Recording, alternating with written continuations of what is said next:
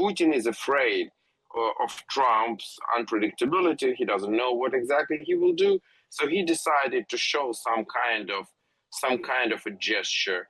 In the last hour, President Putin has declared an Easter truce in his invasion of Ukraine. It's due to come into effect now and last until midnight on Monday. And it comes after President Trump signalled he's prepared to walk away from the US efforts to broker a ceasefire between Russia and Ukraine. If for some reason one of the two parties makes it very difficult, we're just going to say you're foolish, you're fools, you're horrible people, and we're going to just take a pass. But hopefully we won't have to do that. Well, as he was speaking last night, President Trump also faced questions over his approach to the Russian leader, who until now has failed to agree to a ceasefire. My whole life has been one big negotiation, and I know when people are playing us, and I know when they're not, and I have to see an enthusiasm to want to end it. And I think I see that enthusiasm. I think I see it from both sides. Do you think Russia's but you're going to know soon.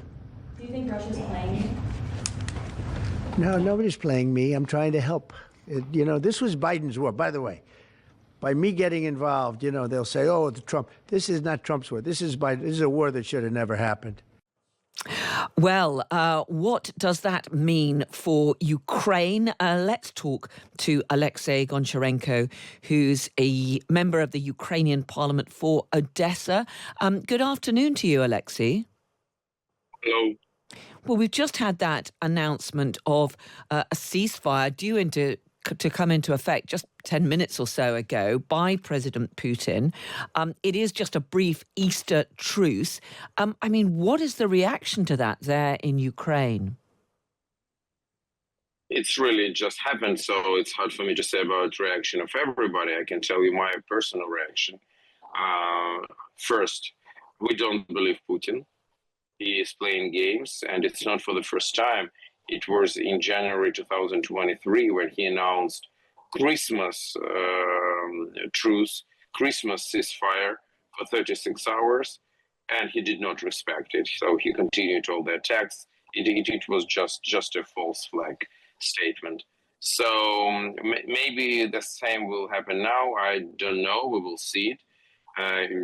Probably it already started, but at the same time, I can tell you that we have air raid alert in Kiev, for example, now. So does the Putin announcement mean anything? We will see.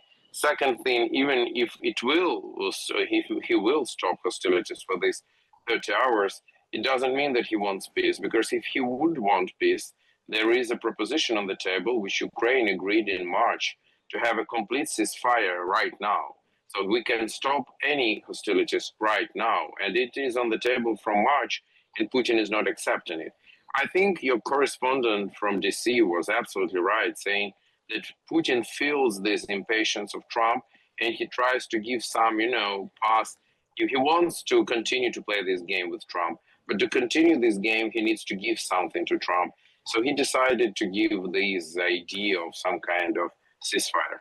So do you think then that perhaps those comments from President Trump last night indicating that he was prepared to walk away from this whole process made President Putin realize that perhaps he would stand to gain rather a lot from any deal that is brokered by the US, and he needs to keep on the right side of President Trump?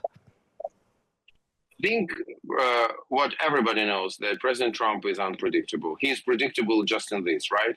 So when he's saying, I will walk away, what does it mean? It means that he will not support Ukraine anymore, or it means that he will impose new, tougher sanctions on Russia, for example, and he would say, I am walking away, but Russia continues this war.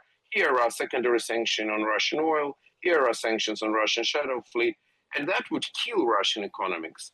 That is, and that's it.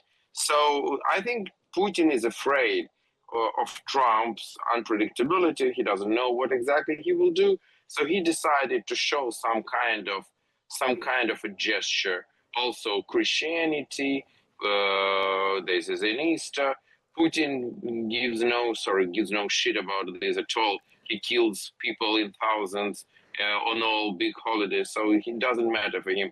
but he wants to play this game. How much concern is there in Ukraine that any deal that is brokered by the US will simply hand large chunks of Ukrainian territory to President Putin? We were hearing there from Harriet Alexandra in Washington that the text apparently does give President Putin Crimea, but that perhaps President Putin is now confident that he could also get parts of those four sections of Ukraine which his troops occupy. First, we don't have any confirmation that Trump really is ready to recognize Crimea as Russian.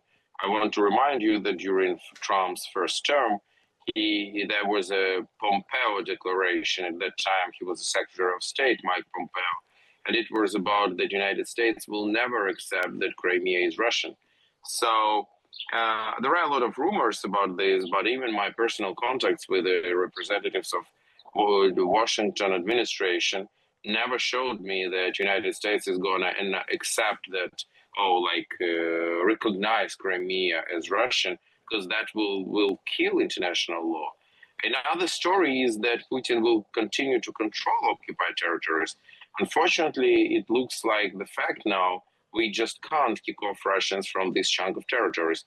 Putin can't go much forward, but we can't kick him out. So is it possible that he will continue to control the territories after end of hostilities? Yes. Is it possible that Ukraine will recognize it as Russian? Never. Never we will do this. This is Ukrainian territories illegally occupied by Russia.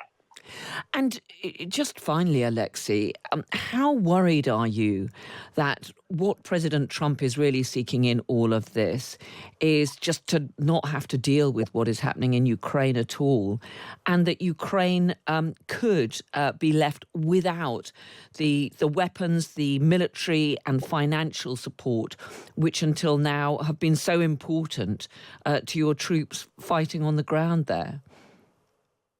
First, I hope it's not President Trump's intention and wish.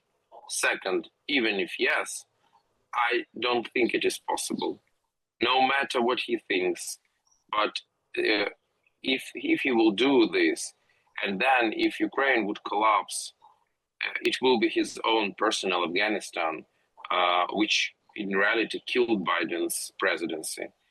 And that would be a disaster already on his hands. I don't believe he wants this, and I don't believe he wants to leave the president's term with such legacy.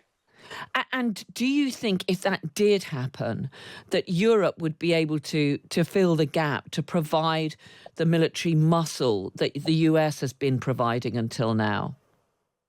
Europe can, but will Europe do this completely? I don't know. Unfortunately, Europe lost these 3 years.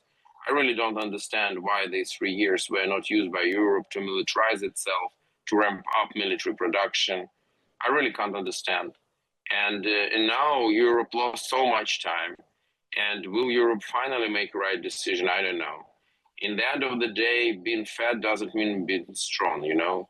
So I don't know. I hope that Europe will make right lessons right now. It's not too much time left. Oleksiy Goncharenko, Ukrainian MP, really good to speak to you this afternoon. Thank you so much.